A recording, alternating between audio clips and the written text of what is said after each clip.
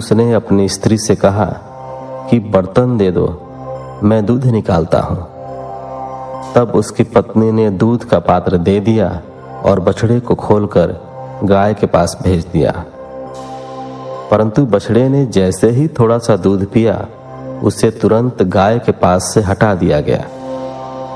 मां के पास से हटा देने पर बछड़ा उछलने लगा, जिससे ब्राह्मण के पैर में ठोकर लग गई। क्रोधित होकर ब्राह्मण ने बछड़े को बहुत पीटा और गाय का दूध निकाल लिया। गाय दुखी होकर रोने लगी कि अपने बच्चे को दूध भी नहीं पिला सकती। मैं अपने बच्चे को पीटते हुए देखती रही, परंतु उसकी कोई मदद नहीं कर सकी। तब बछड़ा अपनी माता को समझाने लगा कि माता, तुम धैर्य रखो, जो जैसा करता है वह उसी का फल भी भोगता है। अपने बछड़े की ज्ञान भरी बातें सुनकर गाय बोली, मैं जानती हूँ कि तुम सही कह रहे हो, परंतु अपने पुत्र की दुर्दशा मुझसे देखी नहीं जाती। मुझे उस ब्राह्मण को दंड देना ही होगा, क्योंकि यदि मैं कुछ नहीं करूंगी तो यही सब बार बार होगा। तब बछड़ा अपनी माता से बोला, माँ, यदि आप ब्राह्मण को मारोगी तो आपको ब्रह्म हत्या का पाप लगेगा। अपने पुत्र की ऐसी बातें सुनकर गाय ने कहा, पुत्र, तुम ठीक कह रहे हो, परंतु गाय को सताने का दंड ब्राह्मण को अवश्य मिलना चाहिए। बाकी रही ब्रह्म हत्या, उसके पाप को मिटाने का उपाय मैं जानती हूँ। यह कहकर गाय चुप हो गई। गाय और बछड़े की ये बातें सुवाद ने सुन ली थी।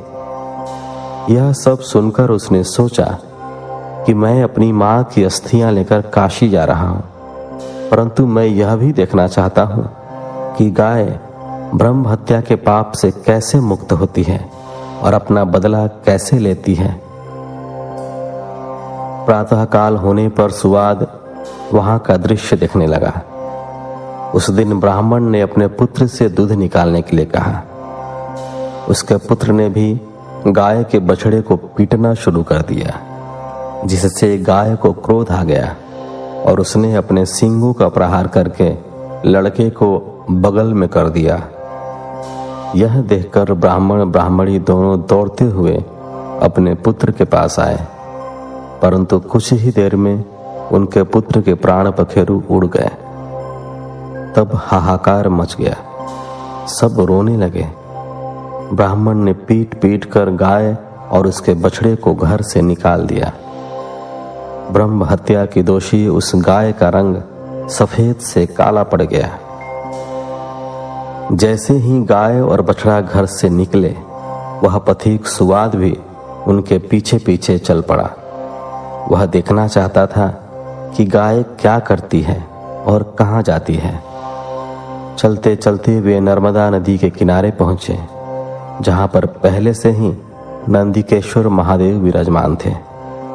गाय ने नर्मदा नदी में 3 गोते लगाए तो उसका काला रंग पुनः सफेद हो गया। यह देखकर सुवाद को बड़ा आश्चर्य हुआ। गाय वहां से निकलकर कहीं अन्यत्र चली गई। तब नर्मदा को प्रणाम कर ब्राह्मणी पुत्र सुवाद ने भी नदी में स्नान किया। फिर नंदिकेश्वर का विधि पूर्वक पूजन करने के पश्चात वह काशी को चल पड़ा। रास्ते में सुवाद को एक युवती दिखाई दी, जिसने सुंदर वस्त्र एवं अलंकार धारण किए हुए थे। उसने सुवाद से पूछा, ब्राह्मण देवता, आप इस प्रकार प्रसन्न होकर कहाँ से आ रहे हैं और कहाँ जा रहे हैं? तब सुवाद ने उस युवती को सारी बातें बता दी और कहा कि मैं अपनी माता की आज्ञा को पूर्ण करने हेतु उनकी अस्थियां काशी ले जा रहा हूं। तब यह सुनकर वह युवती बोली, ब्राह्मण, तुम बहुत भोले भाले हो। यह तीर्थ अत्यंत पवित्र है। प्रतिवर्ष वैशाख शुक्ल पक्ष की सप्तमी के दिन नर्मदा की पवित्र धारा में स्वयं गंगा जी आती हैं। आज वही शुभ दिन है, इसलिए तुम अपनी माता की अस्थियों को यहीं प्रवाहित कर दो। यह कहकर वह युवती अंतर्धान हो गई। सुवाद पुनः नर्मदा नदी की ओर लौट आया तथा उसकी पवित्र धारा में सुवाद ने अपनी माता की अस्थियां प्रवाहित कर दी। तभी उसे एक दिव्य दृश्य दिखाई दिया। उसकी माता दिव्य देह धारण किए शिवलोक को जा रही थी और उसे आशीर्वचन देते हुए कह रही थी कि तुम धन्य हो, तुमने अपनी माता को सद्गति प्रदान कर दी है। पुत्र को आशीर्वाद देते हुए वह ब्राह्मणी शिवलोक को चली गई।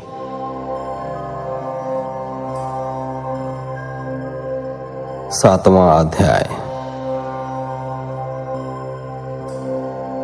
नंदिकेश्वर लिंग की स्थापना। यह कथा सुनकर ऋषियों ने सूत जी से पूछा, हे भगवान सूत जी, वैशाख शुक्ल पक्ष की सप्तमी को गंगा जी नर्मदा नदी में क्यों आती हैं? वहां भगवान शिव का ज्योतिर्लिंग नंदिकेश्वर कैसे स्थापित हुआ?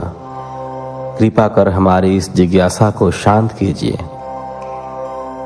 ऋषियों के प्रश्न को सुनकर सूत जी बोले, एक बार की बात है, नर्मदा नदी के किनारे ऋषिका नाम की एक विधवा ब्राह्मणी रहा करती थी।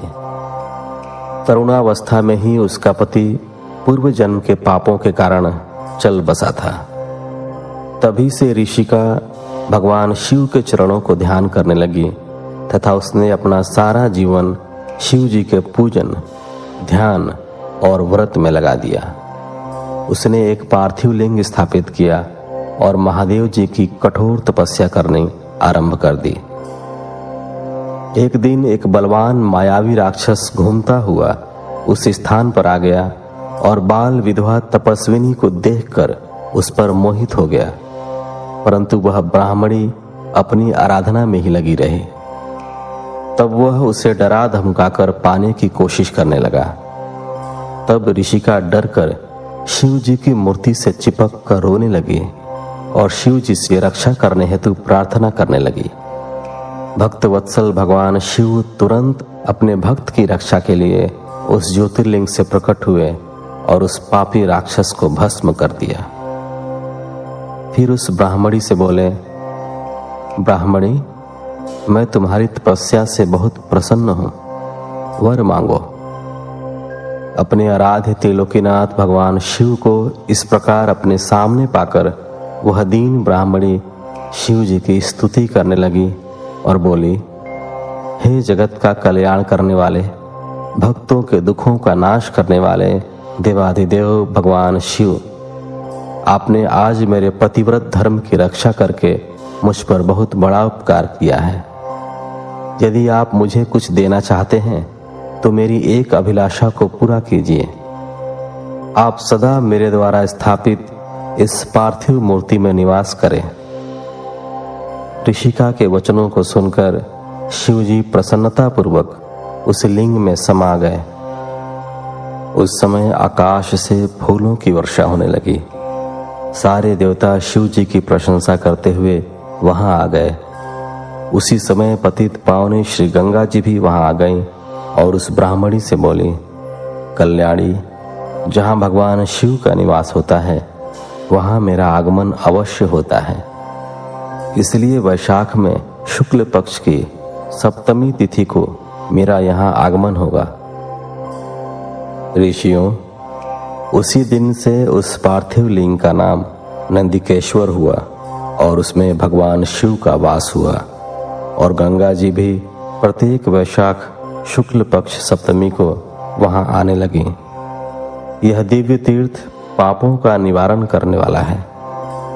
इस पवित्र कुंड में स्नान करने से सभी पाप नष्ट हो जाते हैं और मनुष्य को शिव पद की प्राप्ति होती है। आठवां अध्याय। महाबली शिव महात्म्य। सूत जी बोले, हे ऋषियों, पश्चिम दिशा में कपिला नामक नगरी में कालनेश्वर नामक शिवलिंग है। जिसके दर्शनों से सभी पापों से मुक्ति मिल जाती है। पश्चिमी समुद्र पर सिद्धेश्वर शिवलिंग है जो सभी कामनाओं को पूरा करने वाला है। इसी स्थान पर बहुत से तीर्थ स्थल हैं। समुद्र के किनारे गोकर्ण नामक सरोवर है। इसमें स्नान करने से ब्रह्म हत्या के पाप से भी मुक्ति मिल जाती है। जो महाबली सातों रसातल एवं गुफाओं का भ्रमण करते हैं और सदैव शिवजी का पूजन करते हैं, वे शिव रूप को प्राप्त होते हैं। इसी गोकर्ण तीर्थ में जाकर सभी नक्षत्र शिव स्वरूप हो जाते हैं। ब्रह्मा, विष्णु, इंद्र, विश्वदेव, मरुदगण, वसु, सूर्य, अश्विनी कुमार, चंद्रमा एवं नक्षत्र इसके पूर्व की ओर भ्रमण करते हैं। चित्रगुप्त, अग्नि और पितृ इसके दक्षिण दिशा से दर्शन और भ्रमण करते हैं। वरुण देव गंगा, सिंधु और नर्मदा आदि नदियों के साथ पश्चिम की ओर इसका दर्शन व भ्रमण करते हैं। चंडिका, भद्रकाली, भवानी एवं भूत प्रेत, पिशाच इसका दर्शन उत्तर दिशा की ओर से करते हैं। सब देवता, पितृ, गंधर्व, चारण, सिद्ध, विद्याधर, किम पुरुष, गुह्य, खग, वैताल, बलि, दिति के दैत्य पुत्र, मुनिगण एवं सर्प अपनी इच्छाओं की पूर्ति एवं कामनाओं की सिद्धि के लिए देवाधिदेव महादेव जी के दर्शन करते हैं। यहाँ स्थापित भगवान सदाशिव की मूर्ति साक्षात मोक्ष प्रदान करने वाली है। माघ माह के कृष्ण पक्ष की चतुर्दशी पर महाबल सदाशिव का पूजन आराधन किया जाता है।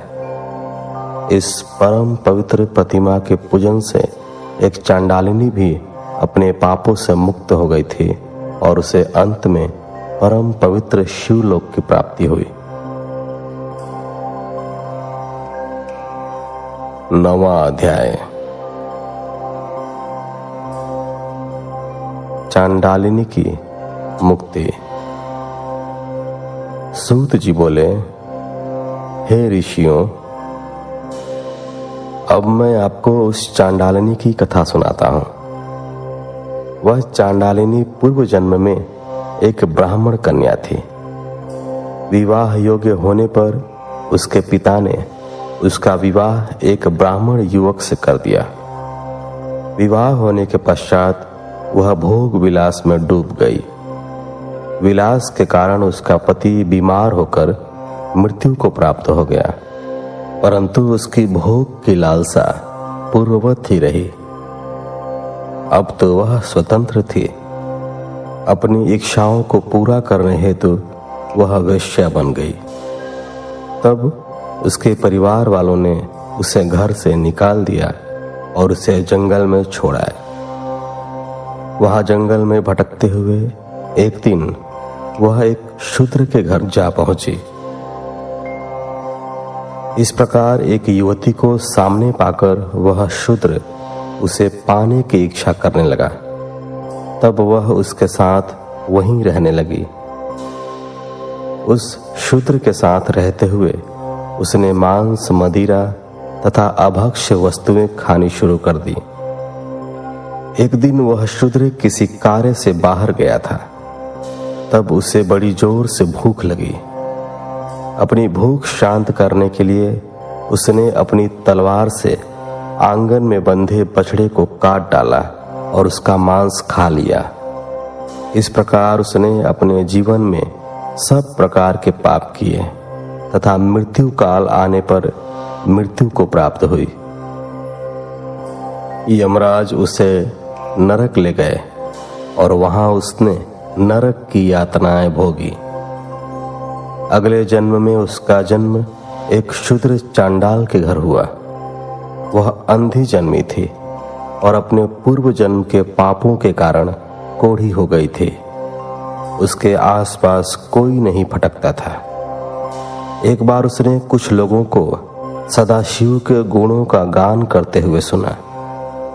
वे कह रहे थे कि माघ कृष्ण पक्ष की चतुर्दशी को भगवान शिव के दर्शन करने से जन्म जन्मांतरों के पाप धुल जाते हैं और मोक्ष की प्राप्ति होती है। तब कल्याणकारी भगवान शिव के दर्शनों की अभिलाषा मन में लिए वह चांडालिनी गोकर्ण क्षेत्र की ओर चल दी। माघ कृष्ण पक्ष की चतुर्दशी से एक दिन पूर्व वह चांडालिनी गोकर्ण जा पहुंची और भूख प्यास से व्याकुल होकर भीख मांगने लगी।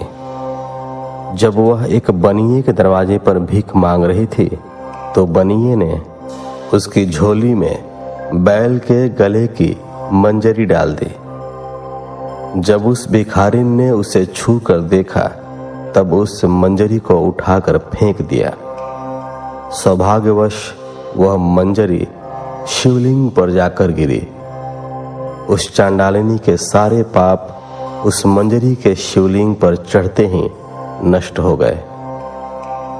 अगले दिन चतुर्दशी पर उसने कुछ न खाया और इस प्रकार उसका निराहार व्रत हो गया।